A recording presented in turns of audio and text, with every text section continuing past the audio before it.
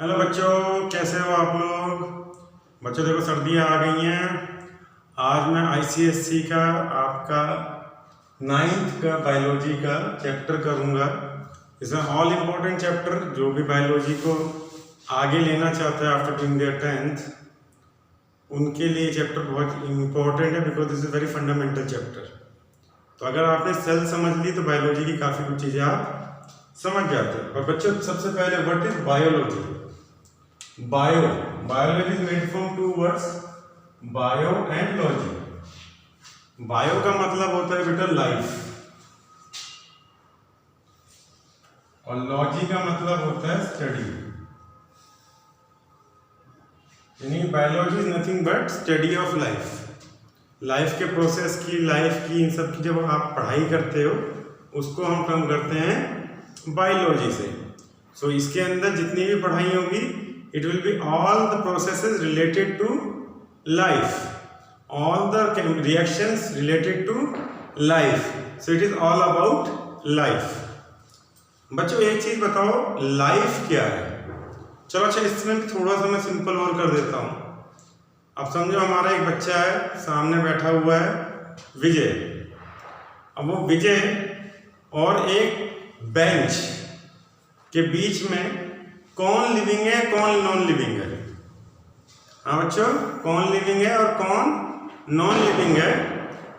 आप में से ज्यादा बच्चे कहेंगे सर कैसी कैसी बातें कर रहे हो, विजय ही लिविंग होगा, बेंच थोड़ा ना नॉन लिविंग होगा। पर बच्चों लिविंग नॉन लिविंग नाम से नहीं पता चलता। लिविंग और नॉन लिविंग वो क्या प्रोसेस कर, उसके अंदर क्या क्या प्रोसेस हो रहे हैं उससे मालूम पड़ता है। समझो बच्चे का नाम बेंच है और बेंच का नाम विजय है, तो आपका क्वेश्चन आंसर तो गलत हो गया, आपका आंसर तो गलत हो गया। तो आपको बताना पड़ेगा भैया कौन लिविंग है कौन नॉन लिविंग है। उसके लिए आपको देखना पड़ेगा कि कौन सी चीज लाइफ प्रोसेस को फॉलो कर रही है और कौन सी चीज लाइफ प्रोसेस को फॉलो नहीं कर रही है। तो भैया मैं लिख देता हूं यहां पे नॉन लिविंग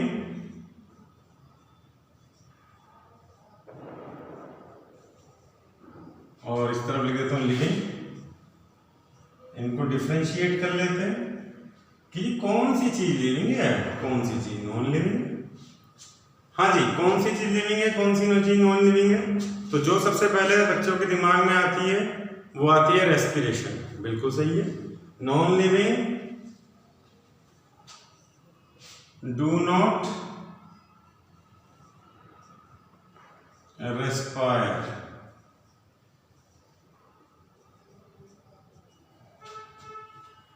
लिविंग रेस्पायर्स, यानी कि exchange of gases takes place. Exchange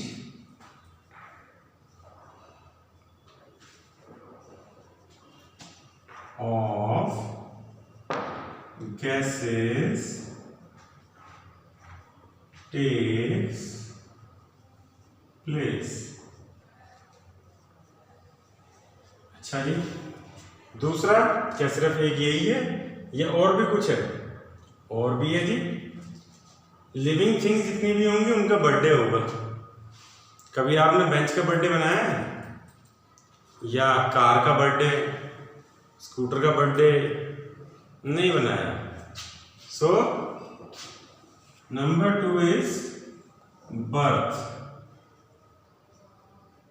या कह लो रिप्रोडक्शन।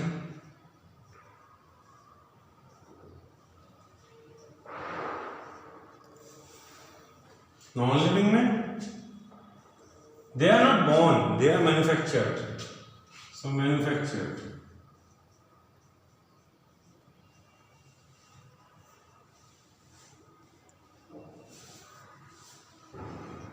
No reproduction.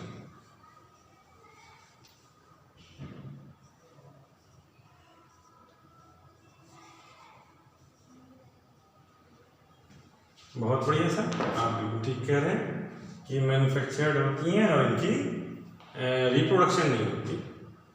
अच्छा जी, अब एक बात बताओ बच्चों, जब तुम पैदा हुए थे तो क्या तुम्हारी हाइट, तुम्हारा वेट, तुम्हारी स्ट्रक्चर इतना ही बड़ा था जितना आज है? नहीं, तुम छोटे से बच्चे पैदा हुए थे।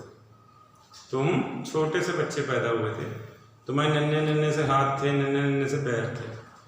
फिर आपकी ग्रोथ कैसे हो गई? ओवर द टाइम पीरियड आपकी ग्रोथ होती चली गई। पर क्या मैं एक बेंच खरीदूं और 10 साल बाद उस बेंच को देखूं तो क्या उसकी लेंथ, ब्रेथ, डायमेंशंस चेंज हो जाएंगी? वो बड़ी हो जाएगी? नहीं, उसके अंदर कोई ग्रोथ नहीं होगी, चाहे वो 100 साल तक भी रखी रहे। ठीक है जी। Third, no growth. इसके अंदर ग्रोथ हैपन्स, ग्रोथ हैपन्स। ठीक है। अब कई बच्चे कहेंगे लोकोमोशन। लोकोमोशन अभी फिलहाल कहना गलत हो जाएगा कि लोकोमोशन तो गाड़ियां भी कर लेती हैं, पर हाँ एनर्जी की नीड फॉर द एनर्जी, और नीड फॉर द एनर्जी जो है लिविंग ऑर्गेनिजम्स अपनी पूरी कहां से करते हैं? न्यूट्रिशन से। सो यहां पे क्या हो रहा होता है? Nutrition.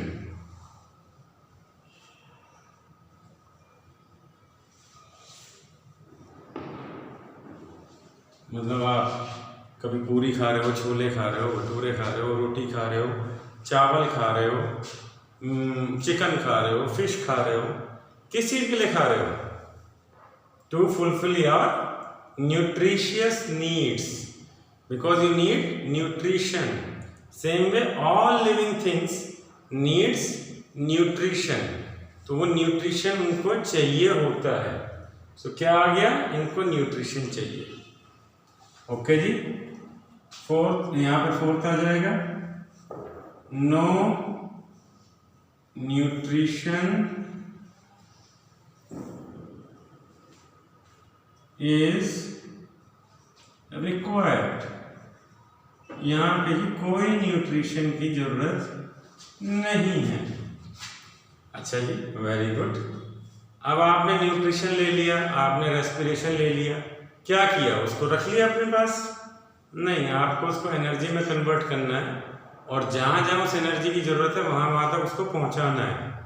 So bloods plays an important role in transportation, transportation of nutrition, transportation of oxygen, transportation of CO2, water, waste product, everything has to be transported from one part of the body to the other part of the body, and it is mainly done by the blood.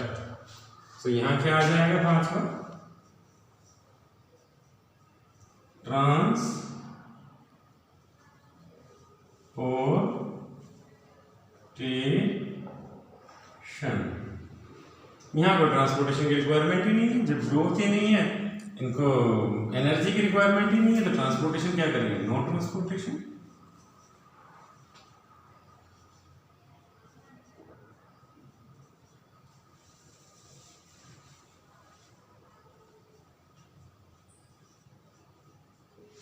बहुत बढ़िया। और बच्चों, और भी है egestion and excretion. देखो बच्चों, अभी आप छोटी क्लास में हो, इजेशन और एक्सक्रीशन को आप इंटरचेंजेबली यूज कर लेते हो, पर ये दो अलग वर्ड होते हैं। जब आप बड़ी क्लास में पहुंचोगे इसको समझ जाओगे what is egestion and what is excretion. बाकी मैं बच्चों से रिक्वेस्ट करूंगा कि difference between egestion and excretion आप लोग कमेंट में मुझे बताइए, मैं देखूंगा कितने बच्चों को पता है। अगर नहीं होगा तो फिर मैं इनको अच्छी तरीके से आपको समझाऊंगा। सो एक्सक्रीशन,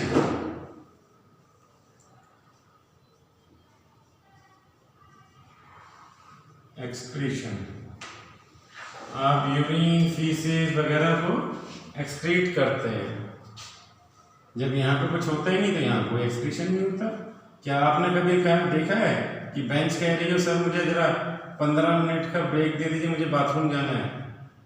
नहीं, बेंच कभी नहीं कहती कि मुझे ब्रेक दे दीजिए, मुझे बाथरूम जाना है। अच्छा जी, और इसके अलावा भी छोटी छोटी बहुत सारी चीजें हैं, पर मोटी मोटी यही हैं। और लास्ट में आ जाती है डेथ।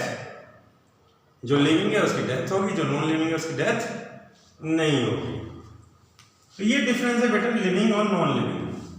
तो अब अगर आपसे कोई पूछे कि बताओ भैया फला चीज लिविंग है कि नॉन लिविंग है, आप पूछोगे साहब वो रिस्पायर करता है, वो कहेगा हाँ।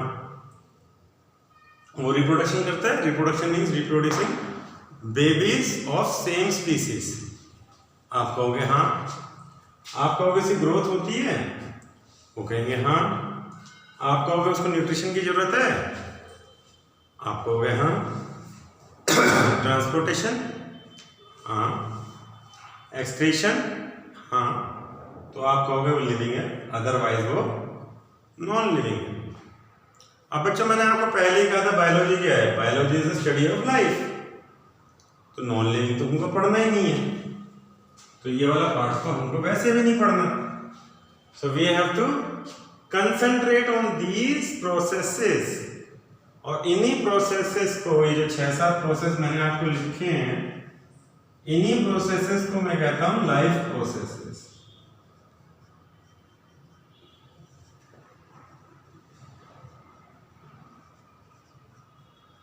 और बच्चों ये लाइफ प्रोसेसेस कोई भी ऑर्गेनिज्म अपनी लाइफ को सस्टेन करने के लिए करता है, छोड़ के रिप्रोडक्शन को। रिप्रोडक्शन एक ऐसी चीज है जो फ्यूचर जनरेशन के लिए करता है, बाकी सारी चीजें वो अपने लाइफ प्रोसेस पूरे करने के लिए करता है। तो इस चीज का ध्यान रखना बेटा कि हम किसकी पढ़ाई करने वाले हैं, हम लिविंग ऑर्गेनिजम्स की पढ़ाई करने वाले हैं।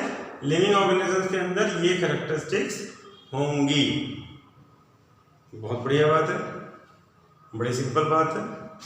तो क्या अब मैं नॉन लिविंग वाला पार्ट हटा दूं? हटा दीजिए सर, इसकी हमें जरूरत क्या है? आपने वैसे नोट कर लिया था, नहीं कर रहा होगा तो पीछे जाके पॉज करके नोट कर लीजिए, ठीक है। अगली बार से मैं थोड़ी देर पॉज दे दिया करूँगा, ठीक है जी। अब अगला क्वेश्चन कि जी प्रूव करो जो ये लड़का विजय है, ये एनिमल मतलब human is also an animal, ये एनिमल है या प्लांट है? आप कहोगे साहब ये क्या मतलब है, नाम से मालूम पड़ रहा है विजय इज एन ह्यूमन। तो मैं कहूँगा बेटा नाम से तो अर्जुन का पेड़ भी जो है अर्जुन है, तो क्या वो ह्यूमन है? आप कहेंगे नहीं साहब वो तो ह्यूमन नहीं है। तो इसका मतलब क्या दोनों में कुछ फर्क है? होना चाहिए। क्या फर्क है अब उसको देख लेते हैं। तो हम दो में बांट लेते हैं। पहला है प्लांट,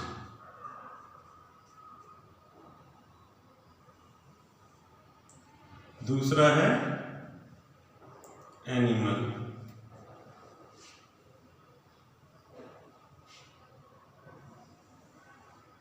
प्लांट और एनिमल। एनिमल बेटा हमेशा लोकोमोटिव होते हैं। लोकोमोटिव मीन्स वो अपनी जगह पे टिकते नहीं है, they have to roam around in search of shelter and food. ठीक, उनके पास ये सुविधा नहीं है कि भैया अपने आप अपना खाना बना लें, उनको इधर से उधर घूमना पड़ता है in search of food and shelter including human beings. So animals are locomotive.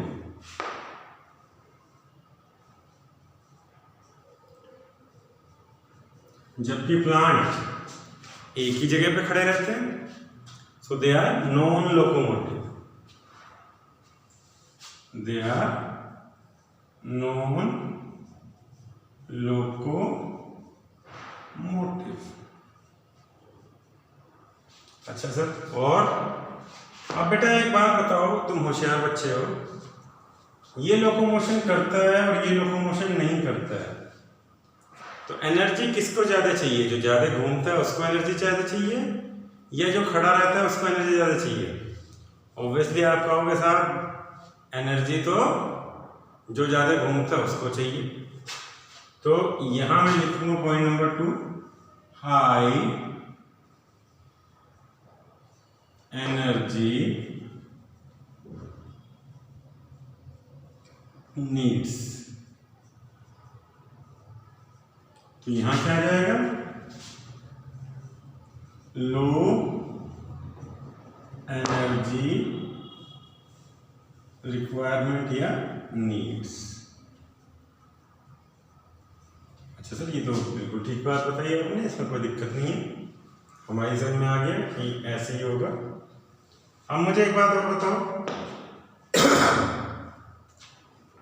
कि वो ज्यादा लोकोमोटिव क्यों है? बोला सर अभी आपने बताया था उसको खाने के लिए, शेल्टर के लिए घूमना पड़ता है।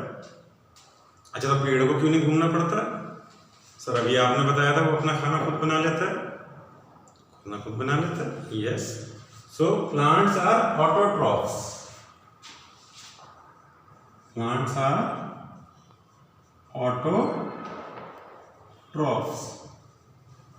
They prepare their own food with the help of process known as photosynthesis. And animals are heterotrophs. Animals are heterotrophs.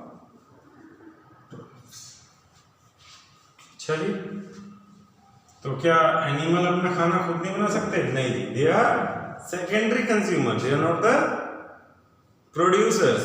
They are either primary consumer or secondary consumer, whereas plants are producers. अच्छा जी, तो इसका मतलब क्या है? Exchange of gases में भी कोई फर्क होगा? बिल्कुल होगा। So exchange of gases,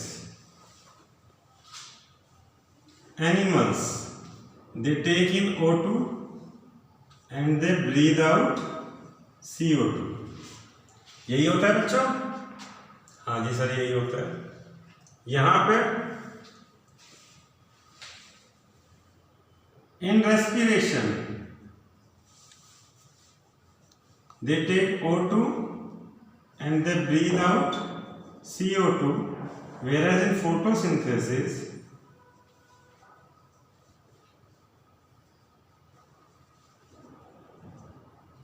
they take in CO2 and gives out O2। बोला सर ये कैसी बात कर रहे हैं? हमने तो आज तक पढ़ाया गया है कि प्लांट तो CO2 लेते हैं और O2 छोड़ते हैं। आप कह रहे हो नहीं साहब, रेस्पिरेशन के लिए तो O2 लेते हैं, CO2 छोड़ते हैं। बिल्कुल सही बेटा। प्लांट के अंदर एक्सचेंज ऑफ गैसेस के दो प्रोसेस हो रहे होते हैं। इसको अगर मैं आपको सिंपल शब्दों में समझाऊं तो आप ये समझो कि प्लांट के अंदर एक्सचेंज ऑफ गैसेस की दो अलग अलग फैक्ट्रियां चल रही होती हैं। एक का नाम है रेस्पिरेशन, दूसरे का नाम है फोटोसिंथेसिस। रेस्पिरेशन का मतलब होता है ऑक्सीडेशन ऑफ फूड, और ऑक्सीडेशन ऑफ फूड या ऑक्सीडेशन ऑफ मॉलिक्यूल्स या मॉलिक्यूलर ऑक्सीडेशन जब तक नहीं होगा जब तक कि सेल के अंदर ऑक्सीजन ना पहुंच जाए। सो रेस्पिरेशन के लिए O2 जरूरी है। तो फिर सर हमें तो बचपन से पढ़ाया जा रहा है कि ज्यादा से ज्यादा पेड़ लगाइए, वो CO2 को एब्जॉर्ब करता है, O2 को रिलीज करता है और हमारे एनवायरनमेंट को बचाता है। बिल्कुल बेटा, फोटोसिंथेसिस के अंदर वो यही करता है। फोटोसिंथेसिस कब होता है? With the help of chlorophyll in the presence of sunlight. यानी फोटोसिंथेसिस की जो दुकान है या फैक्ट्री है वो सिर्फ दिन में चल सकती है, क्योंकि रात में सन नहीं होता। ठीक, तो दिन के अंदर जो नेट इफेक्ट होता है, जितना रेस्पिरेशन से CO2 छोड़ता है प्लांट दिन में, वो सारा CO2 कंज्यूम कर लेता है फोटोसिंथेसिस प्रोसेस में। उसके बावजूद भी उसके पास गुंजाइश रह जाती है, तो वो एनवायरनमेंट से भी CO2 ले लेता है। ठीक है बेटा। सेम वे फोटोसिंथेसिस में जितना O2 छोड़ता है वो O2 यूज कर लेता है वो रेस्पिरेशन में। वेस्ट प्रोडक्ट है फोटोसिंथेसिस का, पर रेस्पिरेशन का वेस्ट प्रोडक्ट नहीं है। सो नेट इफेक्ट दिन में क्या आता है? नेट इफेक्ट यही आता है कि वो CO2 ज्यादा एब्जॉर्ब करता है और O2 को बाहर रिलीज करता है। पर इन द नाइट, क्योंकि ये प्रोसेस नहीं हो रहा होता है, तो नाइट के समय O2 और CO2 ही सिर्फ एक्सचेंज हो रहे होते हैं in the form of respiration. इसलिए आपने देखा होगा गांव में या दूसरी जगह पे, अब तो खैर पेड़ भी बहुत कम हो गए हैं, आप बच्चों ने कभी ध्यान नहीं दिया होगा। पेड़ के नीचे रात को सोने के लिए मना किया जाता है, क्योंकि लोग कहते हैं कि दम घुट रहा है, ऐसा लगता है जैसे दम घुट रहा है। क्योंकि बेटा रात के समय में वो O2 ले रहा होता है और CO2 रिलीज कर रहा होता है, तो पेड़ के आसपास CO2 का लेवल बढ़ जाता है, तो आपको कभी कभी सांस लेने में तकलीफ होती है। खैर, इसके अलावा और क्या है जी? प्लांट।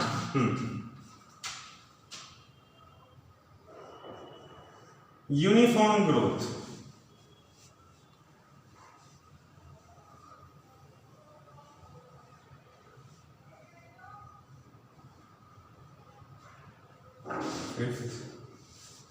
Non uniform growth.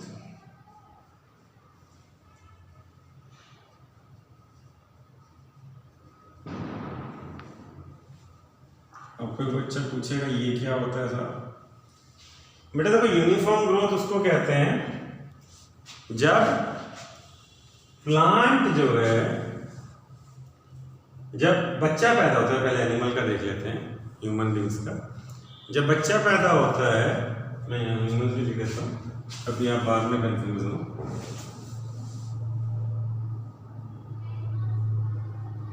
तो उसके छोटे छोटे से हाथ होते हैं, छोटे छोटे से पैर होते हैं, छोटी छोटी सी उंगलियां होती हैं, और जैसे जैसे उसकी ग्रोथ होती जाती है over the period of time, सारी चीज एक रेशियो के हिसाब से बढ़ती रहती है, एक अनुपात में बढ़ती है। ऐसा नहीं है कि बच्चा बोलेगा चलो पहले 10 साल सिर्फ हाथ बढ़ा लेता हूँ, अगले 5 साल टांगे बढ़ा लूंगा, फिर मुंह बड़ा कर लूंगा, ऐसा नहीं होता। तो उसकी जो ग्रोथ होती है वो यूनिफॉर्म होती है, नॉर्मल जो ग्रोथ होती है। और उसकी यूनिफॉर्म ग्रोथ मतलब उसके शरीर का हर अंग, हर ऑर्गन, इंटरनल और एक्सटर्नल, एक पर्टिकुलर रेशियो में एक जैसा ही बढ़ रहा होता है। ठीक है बच्चे? वेरस प्लांट का क्या होता है? प्लांट के अंदर नॉन यूनिफॉर्म ग्रोथ होती है। प्लांट में पहले रूट्स बढ़ती हैं, फिर स्टेम्स बढ़ती है, फिर कुछ उनके मेरिस्टेम्स होते हैं वो बढ़ते हैं, तो इसलिए उनकी अलग अलग ग्रोथ होती है। ठीक है बच्चे? ये जो मैं स्टार्टिंग के पॉइंट्स कवर कर रहा हूँ बेटा, ये आपको हेल्प करेंगे cell as well as tissue दोनों में। ठीक है जी। लास्ट पॉइंट मैं ऐसे बता देता हूँ कि ह्यूमंस की, एनिमल्स की ग्रोथ एक पर्टिकुलर टाइम पे जाके रुक जाती है, प्राइमरी ग्रोथ, और एज ऑफ प्यूबर्टी के बाद आपकी सेकेंडरी ग्रोथ होनी शुरू हो जाती है, यानी कि आपकी सेक्सुअल ग्रोथ होनी शुरू हो जाती है। So primary growth back seat पे चली जाती है। वेरस प्लांट्स आपने देखा है ओवर लाइफ स्पैन वो बढ़ते जाते हैं, बढ़ते जाते हैं। आपने देखा होगा नदी किनारे, नहर किनारे आपको आपसे ऊंची ऊंची घास दिखाई दी होगी। आपने सवाना वगैरह के ग्रासलैंड्स में देखा होगा, जो डिस्कवरी में दिखाते रहते हैं, जिसके अंदर शेर भी बड़े आराम से छुप जाते हैं। तो उनकी ग्रोथ लगातार चलती रहती है। तो ये डिफरेंस है प्लांट और एनिमल्स के बीच में। तो इसका क्या मतलब है कि इनकी जो बनावट है, इनका जो स्ट्रक्चर है, वो दोनों का अलग होगा? बिल्कुल अलग होगा सर। क्यों नहीं होगा?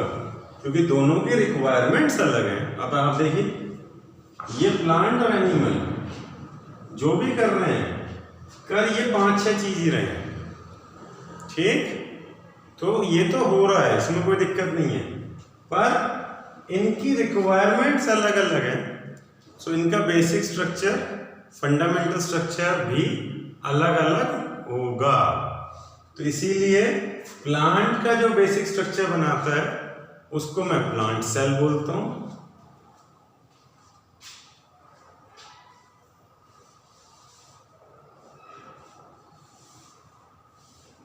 और जो एनिमल का बनाता है उसे मैं एनिमल सेल बोलता हूं।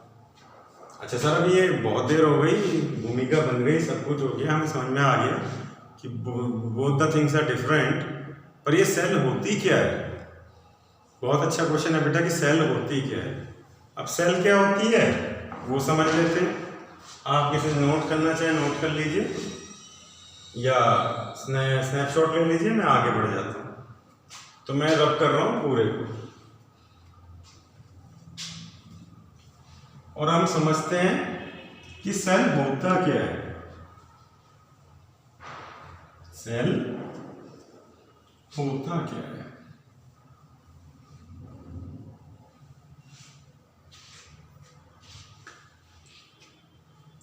अच्छा बेटा, सेल को समझने के लिए बहुत ही बेसिक चीज समझनी होगी। आपका घर का एग्जांपल ले लेते हैं। किस चीज से बना हुआ है? आप कहेंगे साहब ब्रिक से बना हुआ है। मैं कहूँगा हाँ साहब ब्रिक से बना हुआ है।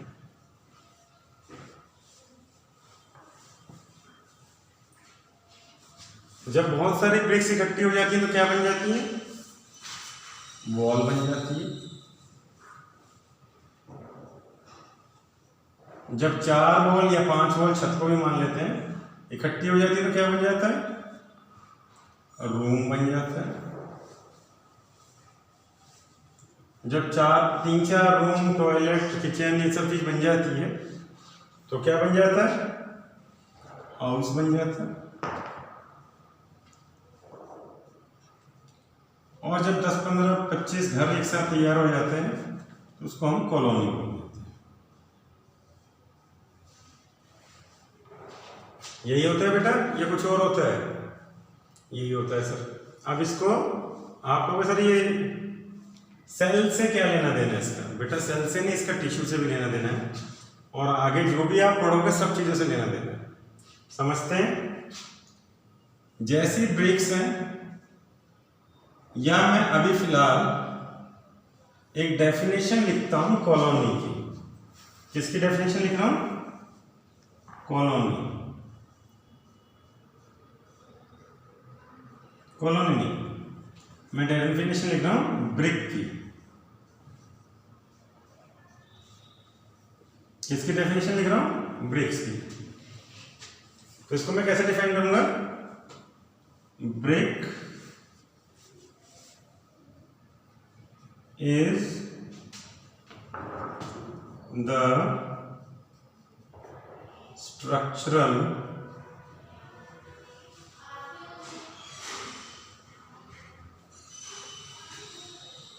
functional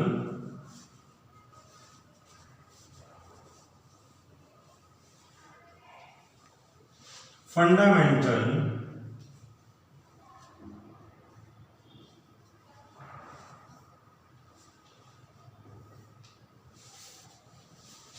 unit of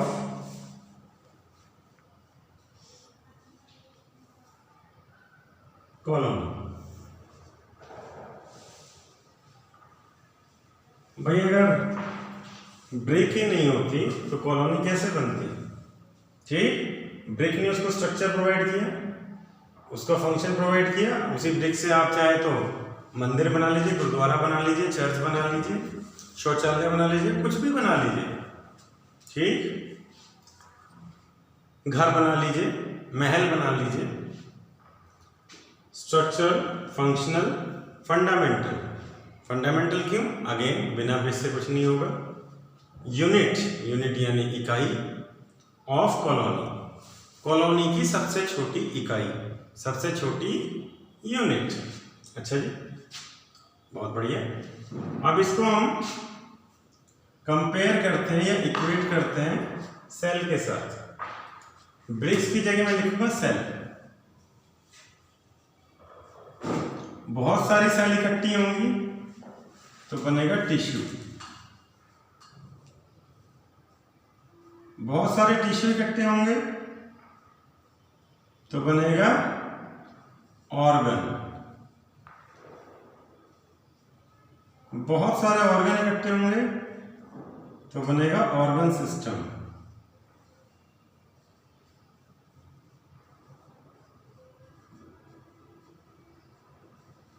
बहुत सारे ऑर्गन सिस्टम इकट्ठे होंगे तो बनेगी आपकी लाइफ, आपकी हमारी सबकी प्लांट्स की सबकी लाइफ।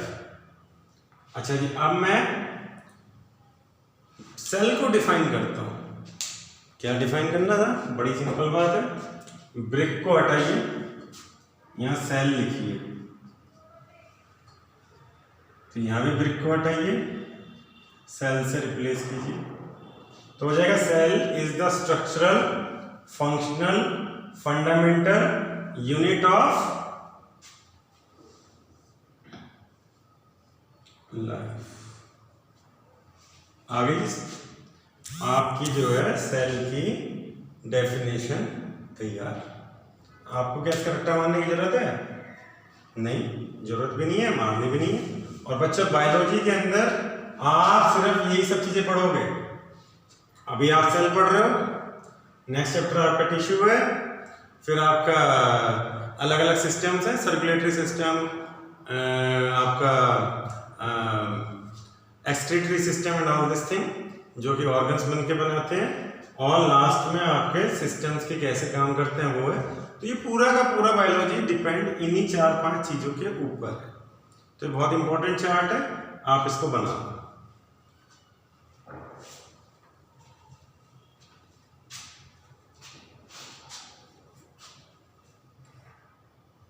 अच्छा, आप इसको स्नैपशॉट भी ले सकते हैं, मैं अब इसको रब कर रहा हूँ, आगे बढ़ता हूँ।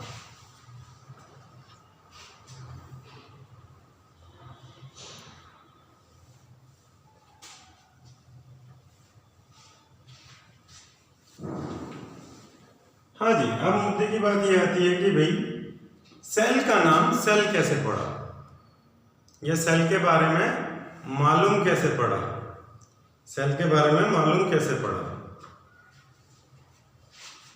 तो इसकी डिस्कवरी हुई। डिस्कवरी मतलब सर, डिस्कवरी का मतलब ये होता है कि ये इन्वेंट नहीं की गई, ये डिस्कवर की गई। तो सर इन्वेंशन और डिस्कवरी में क्या फर्क होता है? इन्वेंशन जब होती है बच्चे, जब हम कोई नई चीज को इजाद करते हैं, और डिस्कवरी जब होती है जब वो चीज ऑलरेडी वहीं पे होती है पर हम उसको ढूंढते हैं। जैसे वास्को ड गामा ने इंडिया को डिस्कवर किया था, ना कि इन्वेंट किया था, और थॉमस एडिसन ने बिजली को इन्वेंट किया था, ना कि डिस्कवर किया था। अच्छा सर, तो डिस्कवरी की कैसे हुई डिस्कवरी? बेटा एक इंग्लिश साइंटिस्ट हुए जिनका नाम था रॉबर्ट हुक। रॉबर्ट हुक ने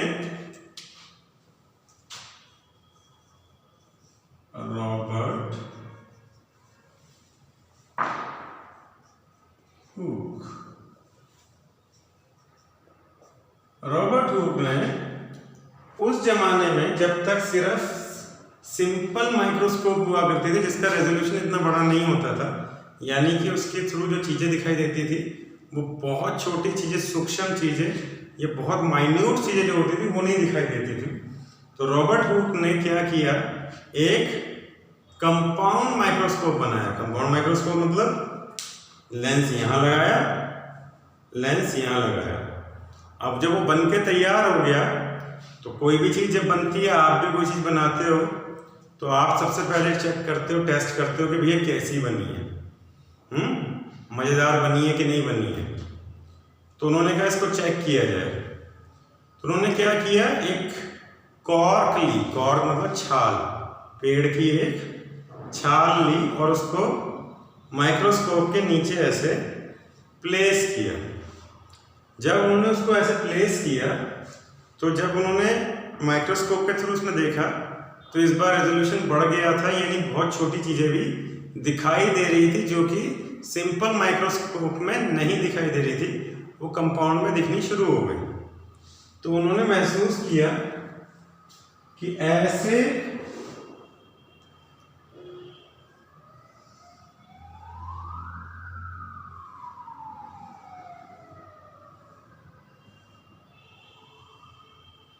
कुछ स्ट्रक्चर्स उनको दिखाई दिए।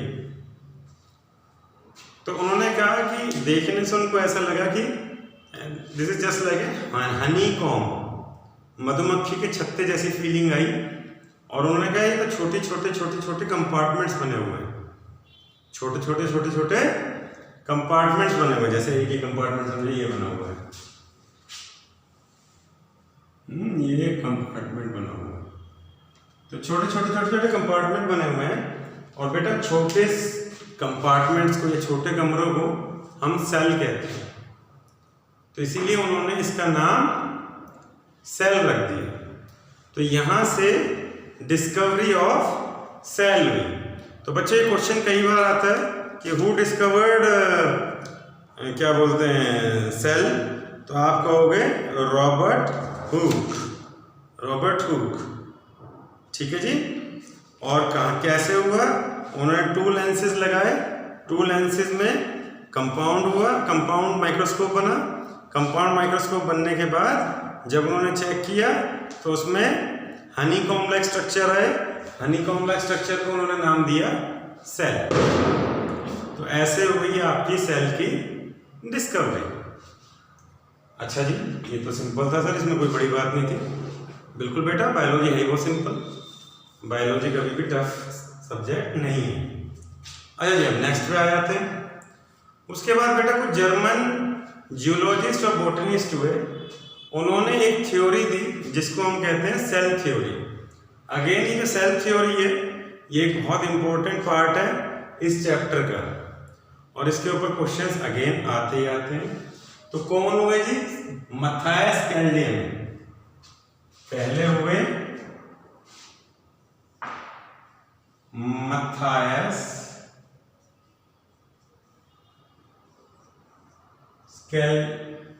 स्केलेटियन,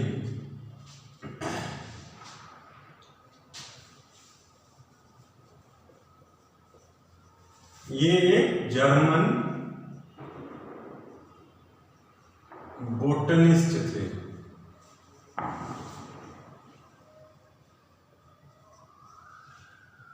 दूसरे आए थियोडोर स्क्वैन,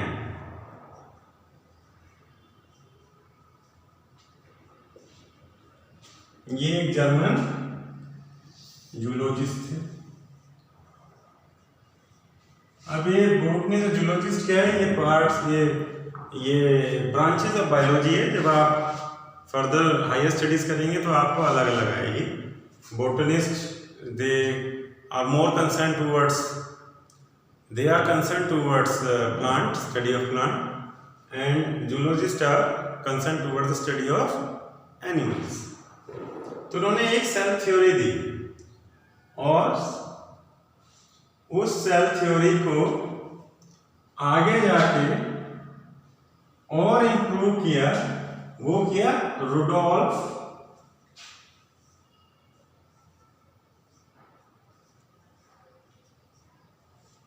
विरकॉव ने।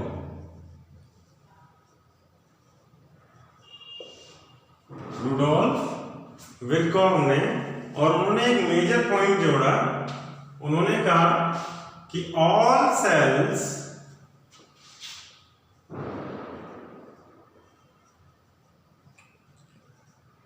arises from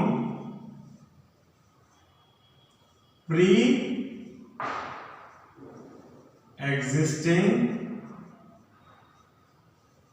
cell.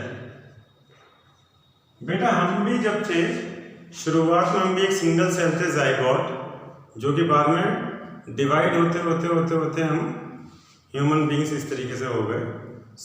कोई भी सेल कहाँ से शुरू, कोई भी सेल कहाँ से आती है, वो हमेशा प्री एग्जिस्टिंग सेल से आती है। ऐसा नहीं है कि आपने चुटकी बजाई और सेल क्रिएट कर दी, या आपने कोई फैक्ट्री लगाई उसके अंदर बोला क्या कर रहे हो, बोला साहब सेल्स क्रिएट कर रहा हूँ। नहीं, it only arises from the pre existing sales. ठीक है जी। अब ये थ्योरी कहती क्या है उसको समझो बेटा। थ्योरी कहती है कि cell is the structural unit of life. ये चीज तो हमने जब डेफिनेशन कर रहे थे समझ ली थी।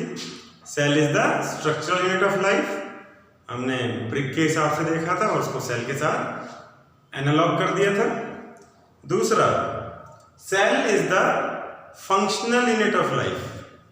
ये मैं आपको सेल थ्योरी बता रहा हूँ, लिखते रहिए। सेल इज अ, या मैं लिख देता हूँ आपके लिए, number 1, cell is the structural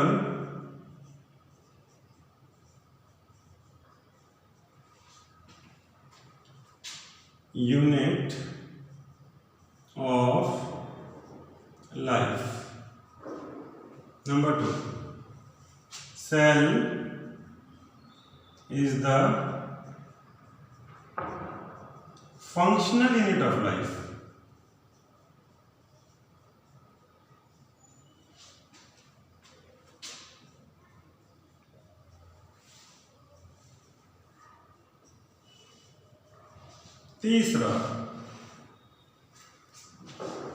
तीसरा क्या आएगा बच्चों? तीसरा आएगा आपका cells keep on replacing.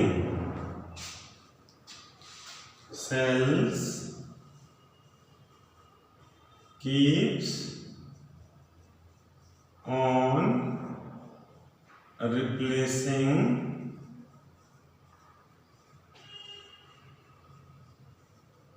dead cells.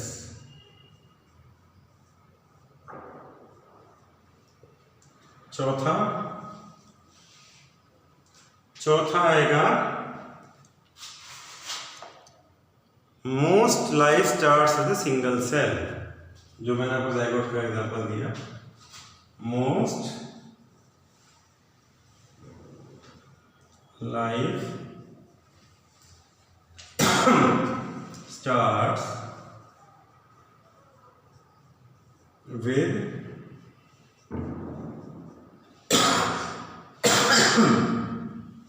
single cell.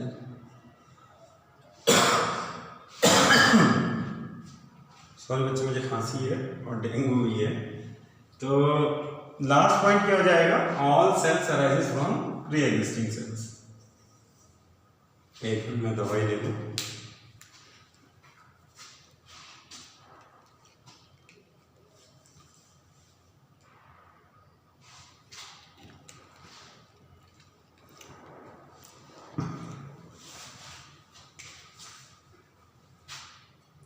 All cells arises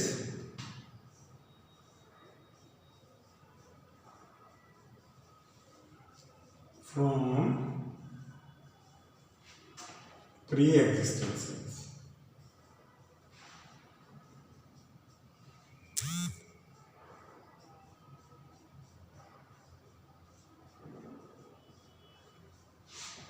बेटा ये आपकी बुक का इंट्रोडक्शन है।